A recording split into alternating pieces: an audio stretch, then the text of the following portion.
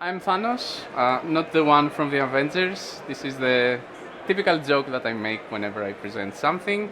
But I am Thanos Kagkalos, also known as Motion Punk. I am an art director and designer based in Athens, Greece. And so what I do, I just go in the initial phase of the projects and I define the look and feel of things. I quickly buzz ideas, style frames. I give, let's say, the overall direction in things. I specialize in look development, and while I've been working many years as a generalist from 2D work, 3D work, and stuff. Lately, I've been working with selective VFX and design studios like Man vs. Machine, The Mill, Framestore, IBC, and doing all sorts of commercial work as you see here. So, no further ado, I'm gonna snap my fingers as somebody told me, so I'm snapping them and my sorry. Sorry.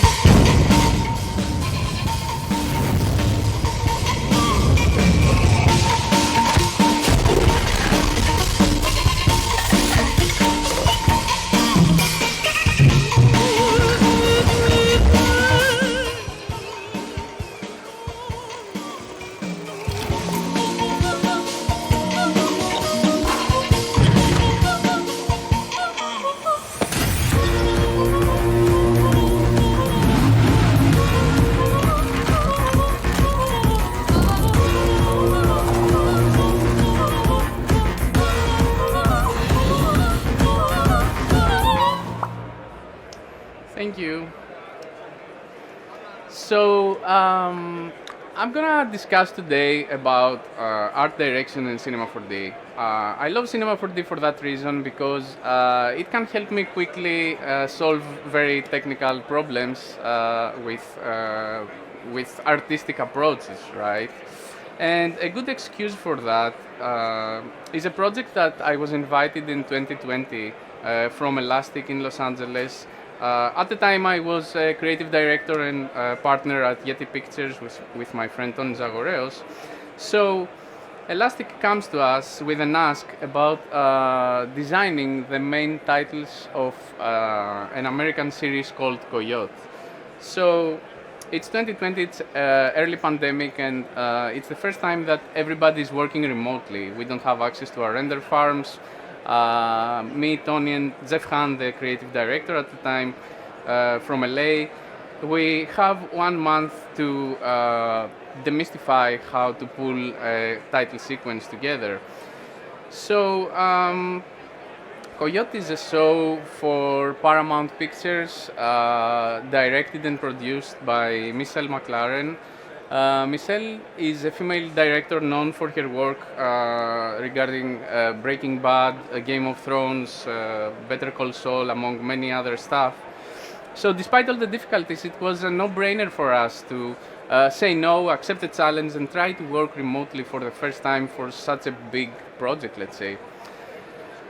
Um, so, let's see the main titles, and yeah.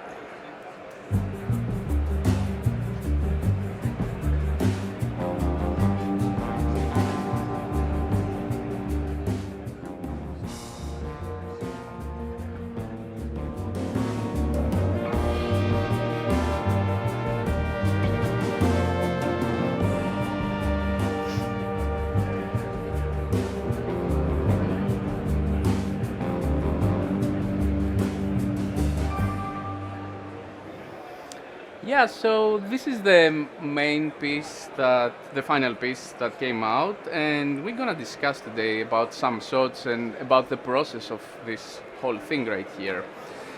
So, as with every project, we start with the brief, and the brief in this case is based on the series plot, and there is Ben, our hero.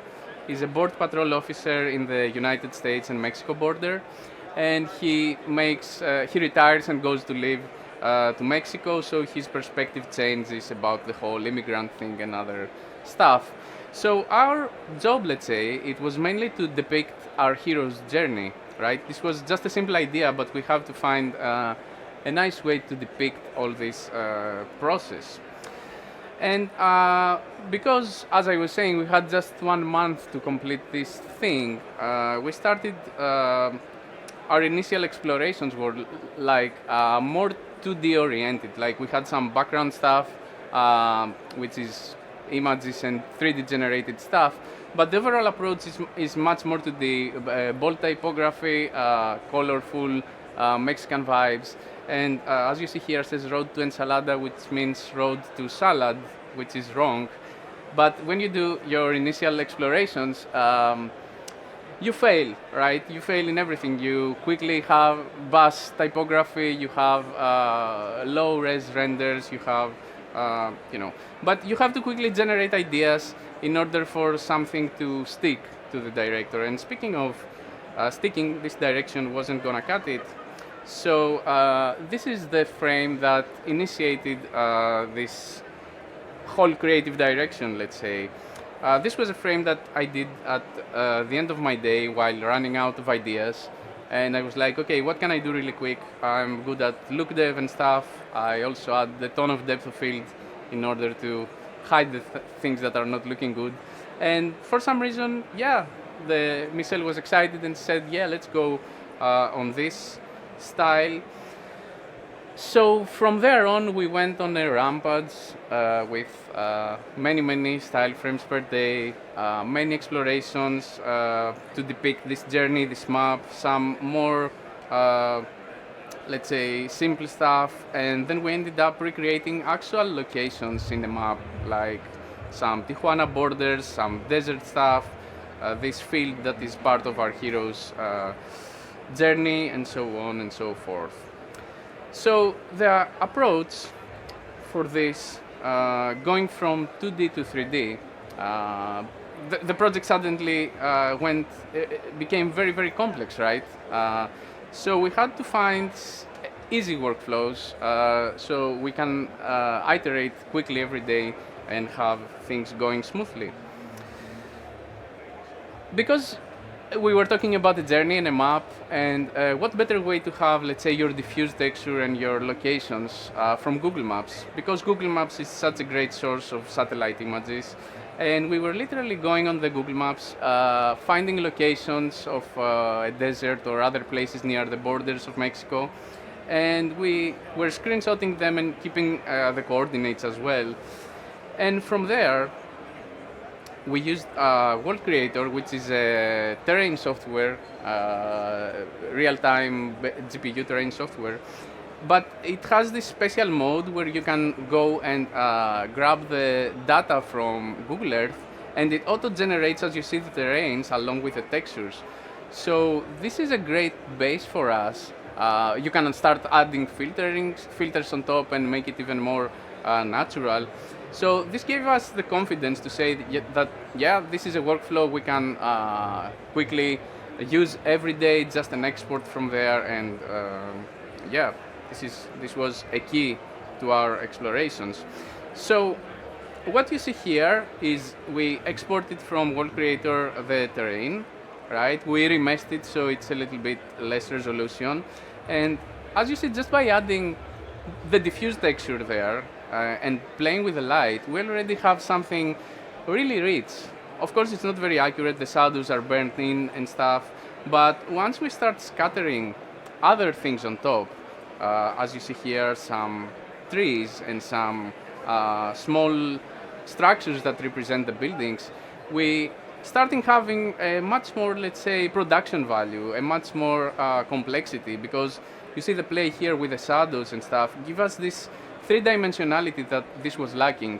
So without having any, let's say, displacements or back and forth with ZBrush, which is an awesome software, but we simply didn't have the time to recreate everything and changing everything every day.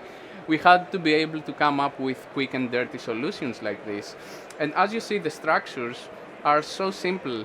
They're just boxes that have randomized rotation and scaling. And because we were from the top and we have this tilt-shifted look, it didn't matter, right? From some shots, we were just using simple shapes like this. So back at the time, we were using cloners in Cinema 4D and painting on polygons and stuff. But from the recent versions of Cinema 4D, there is this tool called Scatterpen, and Scatterpen is just sorry if the video could play. Yeah, let me scrub it. Scatterpen is an interactive way of painting on your surface, right? So you select some objects. You see I have a green tree and a brown tree. I can define their rotation procedurally because this is like a live brush where you go and paint. You can define things like the ratio. I think I'm changing, yeah. You see I'm defining I want more of the brown trees versus the green trees. And this is a great tool. This is a great way for art directors to just come in and start painting without having to worry about effectors or cloners or any other things. So let me discuss a little bit now inside Cinema 4D how I created some procedural rock formations because in a shot like this, as I said, when you have many iterations per day, you need to be able to quickly generate stuff instead of having them in a destructive workflow. So the good folks at Elastic helped us with the modeling, for instance, the trailer and the house next to this is from the shooting. The live shooting, it replicates the actual location. So we use some ready models for the car, but everything else is procedurally generated inside Cinema 4D. So let me jump into Cinema 4D really quickly and show you what was the process. So I'm having here, let's see, there we go. I have a connect object with a bunch of cubes, and let's say these cubes represent our rock formation, right? And I'm placing this inside a volume builder and a volume messer, so I unify them. This is a cheap way of doing modeling, and this helped us really, really well in our case. From there on, I have a set of displacements, and I'm using some Cinema 4D noises, as you see here, with a certain scale. So I'm using a Voronoi 3 noise. I found that these Voronoi noises are great for trying to help shape a rock. And of course, from here you can select the height of your displacement. And a crucial setting here is the direction. So if you have it like based on vertex normal, when you displace something, if you have a sphere, it looks cool, but once you have like sharp edges and stuff, you need to change this from vertex normal to spherical, so now it projects the displacement correct and you don't have errors in your geometry. And from there, the process was like stacking, let's say, a second type of displacement with just a different noise and some smaller scale to start defining a little bit better the irregularities of a rock. And then I have another set of displacement, again with the difference that this noise is stretched up on its y-axis in order to produce those vertical, let's say, ridges on the rock. And if I go now to the volume builder and set this like, let's set this to a value of 1, which is really low, you see that, yeah, this starts to look like a procedural rock thing. Of course, it's not perfect as you would sculpt it from ZBrush, but for our thing and the quick and the little time we had to do things, this worked perfectly. So another thing you can do in order to amplify this a little bit further, I'm passing this inside a Voronoi fracture. So with the Voronoi fracture, I start defining some cracks on the rock, let's say, and of course, not all the rocks have such defined cracks as this, but this is another tool that, again, procedurally can help you add a little bit of details. So let me increase a little bit the voxel size, remove that, and When I create things like this, rocks and stuff, you probably don't want to have very dense geometry. So a good tip here would be to bake your noises as a displacement maps to use them later on rendering. And another thing is you can start scattering things on the rocks, like smaller rocks or hints of grass or flowers. I already have a cloner here with some plants, and it's cloning on the surface of our volume measure, right? And set to multi-instance, so Cinema 4D can handle a great amount of clones like this, as you see. So I have a grass and a flower, and I'm using some effectors to start art directing how these are scattered on the rocks. So I'm using a shader effector, and in the parameters, as you see, I'm scaling this all the way to -1, which means delete every cloner based on some parameters that I'm going to define. So in the shading, I'm using a fall-off, and the fall-off is like, let's say it's the general direction based on the y-axis. So as the sun rays hit, let's say from here, we only see scattered objects on the top of the rocks and not on the slopes, as it wouldn't be natural to have things on the side of the rocks. And playing with this fall-off shader, you see, I can define where my scattering is. Cool. From there, I'm utilizing a random effector, and the random effector is set to, in the parameters, it has this modify clone option, and as I play with it, you see something is happening. And modifying clone says to a cloner, look at the children and define the ratio between child 1 and child 2, same as with a scatter pen with the green trees and the brown trees. And you can control that if you go to the effector, to the min and max parameter. As you see, let's say I don't want any flowers, or I want just a little bit of flowers and mostly grass, or I want full flowers. You see, it's very procedurally, very nice way of controlling things. And on top I have a target effector, which is this thing up here. And with this target effector, I can, let me zoom in a bit so you see, I can define the direction of my flowers overall, like an extra step, not necessary, but if you want to have your things pointing into a certain direction, this is the way to do it. Great. Let me see what's next. Oh, right. Sorry. So from procedural rocks, what about procedural almost everything, right? Because this is the faster way and the most flexible way to do things in Cinema 4D, in my opinion. So I'm going to talk a little bit about this specific scene, because this was a key frame in our explorations. We had to procedurally generate this field with the grapes and this vineyard, let's say, and the poles and stuff. So back in Cinema 4D, I'm going to show you how we can create a grape really easily, a grape model. So I'm going to utilize this specific object in Cinema 4D that it's called the moss spline. And the moss spline is this object right here, where it's just a spline, but it has a certain modes that we're going to see later down the line. The other thing that moss spline can do is can take effectors as Cinema 4D cloner can. And I'm using here a random effector, as you see, to play with displacing the points of the spline, right, to make it look a little bit more organic. From there, I'm using, let's see, there we go.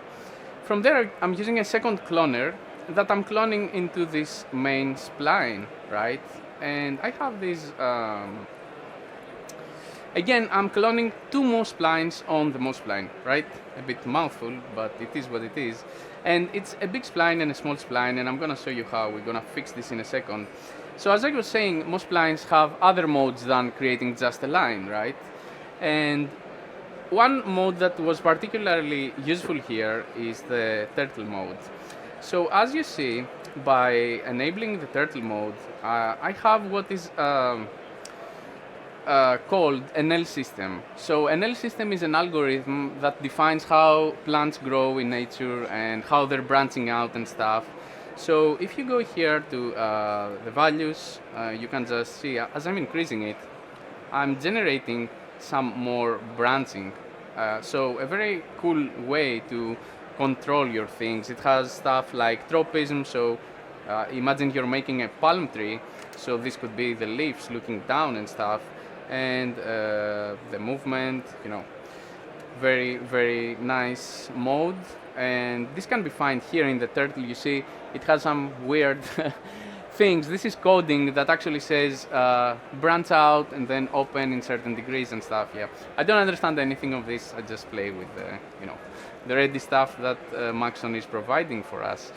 And then for the second spline, I'm using the turtle mode again, and the only difference is that I'm having some smaller branches. But I don't want them to be like this. It doesn't look like a grape for the moment. I don't want to have a big branch and a small branch. So what I'm gonna do is I'm gonna go to the cloner in the object, and where it says clones, instead of iterate, it has some other modes. So random distributes those splines randomly in a random order, let's say. But there's this mode called blend. And blend does the following. Once you have the same parameters enabled in both objects, or the same points in a spline, or anything similar, you can just blend between those two parameters sequentially. So if I grab the first spline now, and let's say increase the growth, you see that the top, only the top part is growing more and more, and as we go to the end, we are blending with the smaller one that doesn't have any growth at all. From there, I'm using a step effector, as you see here, which I'm just rotating these things, right, till I find a certain angle that starts to look like a plant now. And then I'm using a plane effector, simply to say, look down or up, right, to fake the gravity in a plant. And as you see, it starts looking something like a grape now. So what I need to do is to actually start scattering some spheres in the tip of my splines. And this cloner is just cloning on the previous one, on the cloner number 2. So we are cloning from one to the other all the time sequentially in a logical order, let's say. And from here you can define where these things will go. So you see, this is the start of our spline, the second spline, and this is the end of our spline. So we want this to be scattered on the tips of the fruit. And from there I'm using a capsule, which procedurally fixes, it's not very apparent here, but this capsule is procedurally fixing the pivot of my spheres. It makes it on the top of the spheres instead of the center. And from there again, a bunch of effectors. So I have this grapes color, which is a plane effector with a random field. And in this random field, in the remapping, in the color remap, I'm using a gradient, so I can very quickly get this color going and changing it and make it as I want it very easily. Then I'm using again a target effector, and as you see, this fixes a lot of the orientation issues that we had before. It has this target mode called next node, and means for each cloner, just look on the other one in an order, and that fixes a lot of things. And then I'm using a step effector, a very mild, let's say, change here. Oops, sorry, there is the step effector. And as you see, all I'm doing is I want to have bigger grapes on the top and smaller as we go down. You see, all those fine details are art director's choices, let's say. It doesn't have to feel always super accurate as long as it looks good and detailed. And concluding, I'm using a push apart effector that all it does, it searches for the radius of our object. Here it is. Searches of the intersecting objects, and based on a radius, it just pushes them apart. So, yeah, as you see, while this is not extremely accurate as it is, definitely for a shot like this can work because we have the grapes in a distance. So, along with some nice subsurface scattering and proper materials and some leaves on top, this can look really natural. So, continuing with this field thing, I'm gonna discuss how we generated those poles and lines and how we generated the ground of our object. So I'm starting again with a moss spline, and I have a cloner ready here, and I'm placing this inside the cloner to have 3 copies. and I'm having some random effector again on the points of the moss spline, so it breaks the even of the spline a little bit. And then I have some poles here. Let's see. There we go.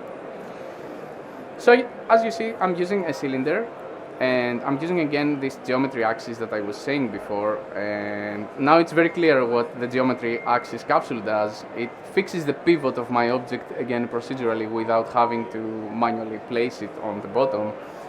And let's open the ground, which is the plane, a simple plane right here, and again I'm utilizing some displacements for this ground. So the first displacement is, which one is called poles, is taking data from everything that we have in our scene right now. It's using in the shading a color, and this is purely a white color, so it says to all the polygons just go up a little bit, right? But we can start defining this a lot further. So going to the fields here, fields is my favorite feature in Cinema 4D because it can help you, define very much all of the parameters inside a cloner or a displacer or colors and stuff. So in the fields here, let me enable the first thing. And what I have is this whole poles thing dragged in here. And this does, based on a radius around each pole, I'm saying push the vertices up, okay? And then I'm dropping this moss spline setup that I have here as a spline, and again based on the radius around, oops, there it is, there we go. Based on a radius around the moss spline, add some more displacement. So we start having these, these defined structures on the ground. From there, I'm adding some randomness on top. As you see, is a random field which generates a random noise, and I'm multiplying the values of this noise in order to have something look more organic. Great, and as you see, the nature of proceduralism, if I go to the spline and make it, it drives everything right now, right?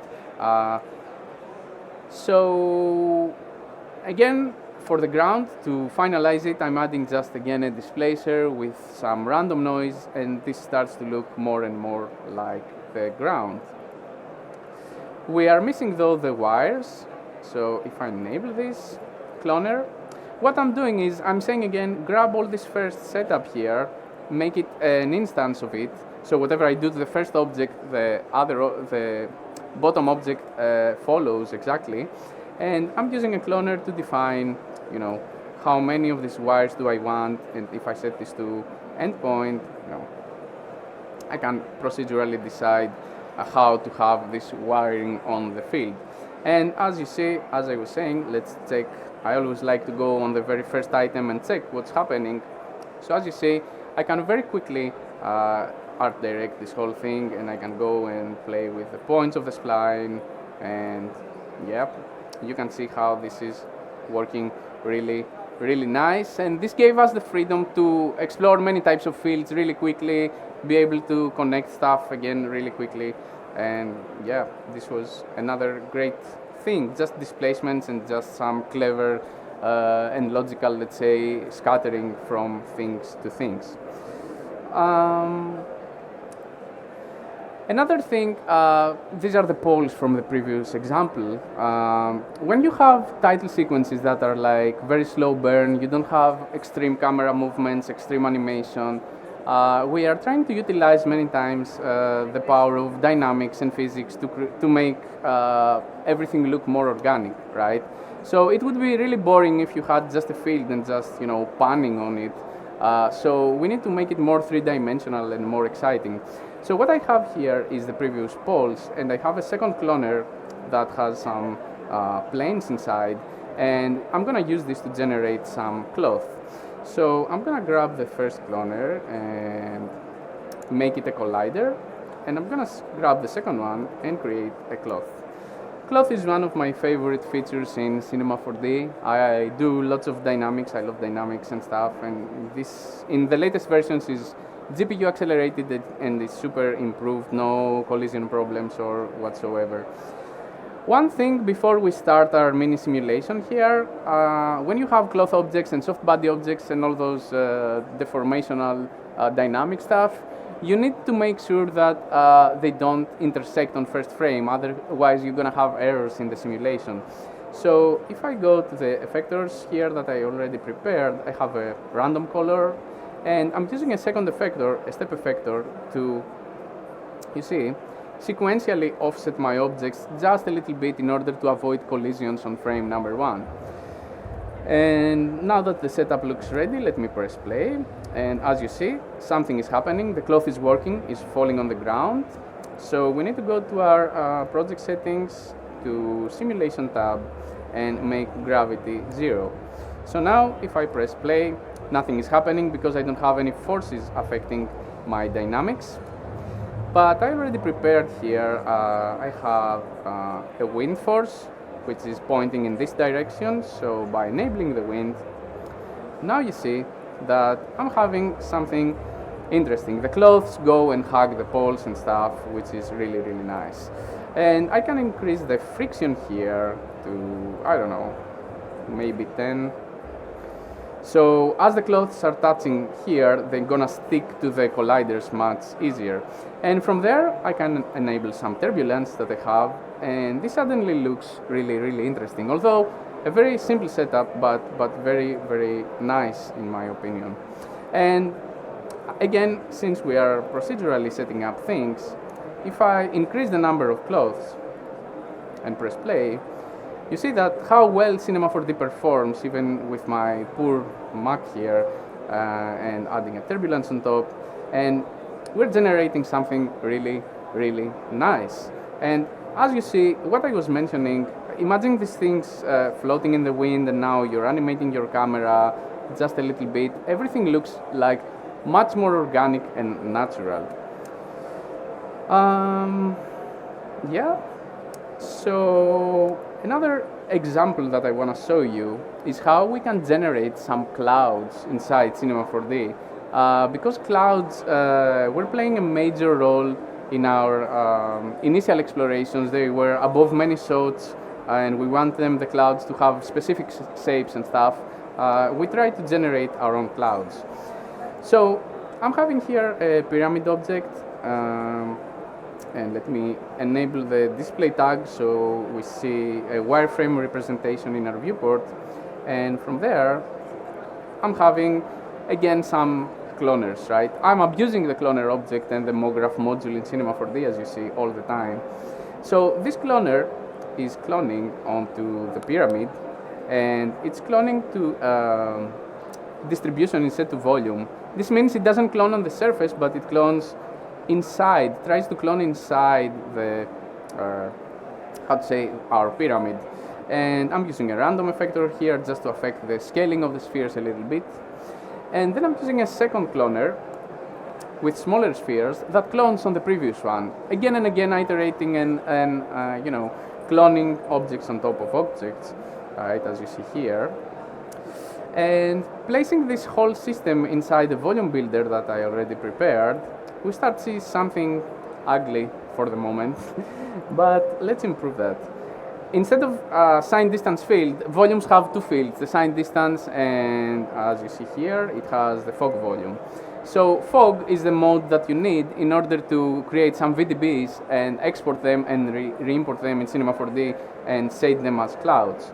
And we can push the setup even further, because as you see in the volume builder here, I have already some fields. And if I enable the linear field, what I'm doing is I'm saying, as clouds are usually flat on the bottom, let's flatten the bottom of these clouds, again, procedurally. I'm clipping out the voxels in a way. And then I'm using a shader field on top. And now this starts to look more like something with varied density, right? And in the shader field, I am using a noise, as you see. Noises are everything, I think, in 3D. You can utilize them everywhere. And you can just go and clip our noise here. So you see now I'm chipping away much of the cloud. But again, as you see, I am art directing things with cloners and things stacking on top of each other.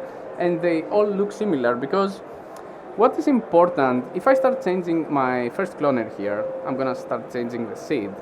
And as you see, I'm generating different types of clouds really quickly, but they maintain the whole art direction. So they're flat on the bottom, they have the same similar densities, there's the same cloud. And by grabbing, of course, this pyramid here, I can, increase or decrease and have something nice.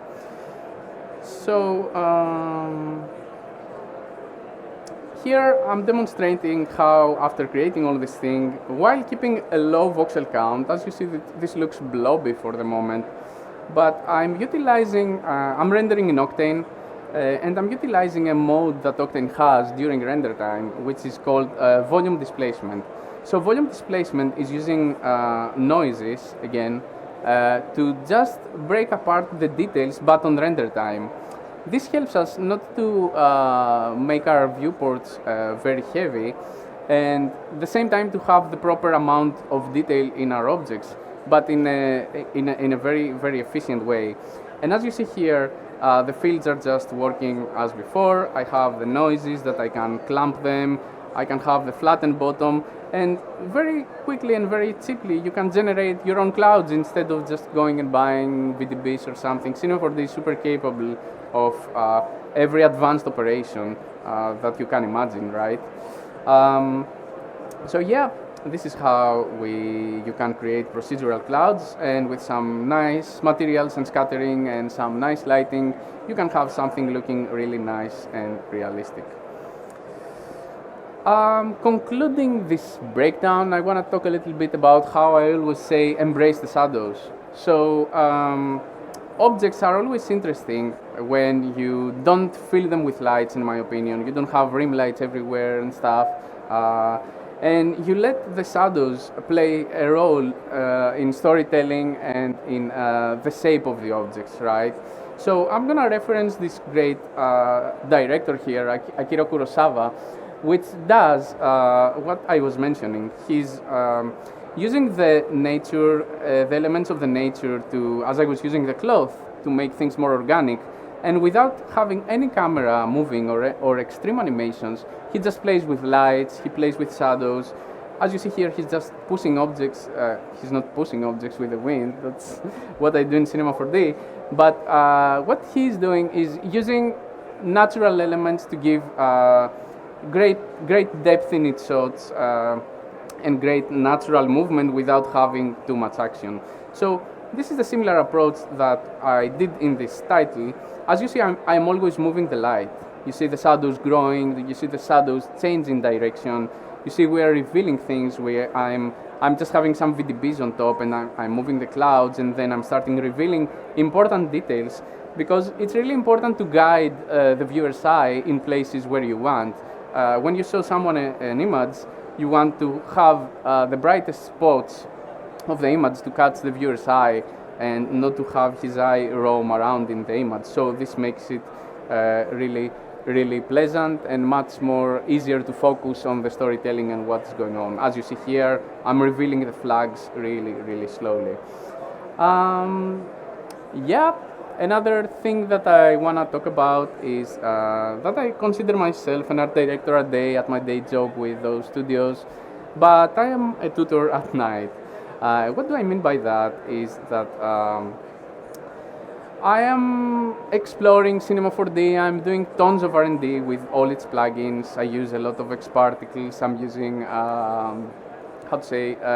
Turbulence FD. I'm using whatever plugin there is, to be honest, in order to make my job easier and to make it much more, I want to be faster during my daily renderings and so on and so forth. So I'm running a Patreon page where I do explore all these aspects of Cinema4D on how to use it as a tool, like a VFX tool, right, to do some more complex stuff rather than modeling and shading, and I'm exploring all those aspects all the time. I'm a maniac with C4D since 2017 that I started using it. As you see, I'm using also some Octane renders, but a lot of X particles and stuff. I break down personal projects, and I'm trying to find always the easiest way possible in order to present something. So you see here, this is the new Cinema 4D cloth, how nice it interacts with our object, so you can create very easy, for example, a flower that folds and doesn't collapse on itself with proper collisions and stuff, some knitting explorations, advanced MOGRaph, tons of X particles, and so on and so forth. So this is pretty much what I like to do. I work also a little bit in Houdini from time to time. I'm learning Houdini myself, but mostly 99% of what you see here is pretty capable inside Cinema 4D. Yep, so that's me. This is my site, my social media. Thank you.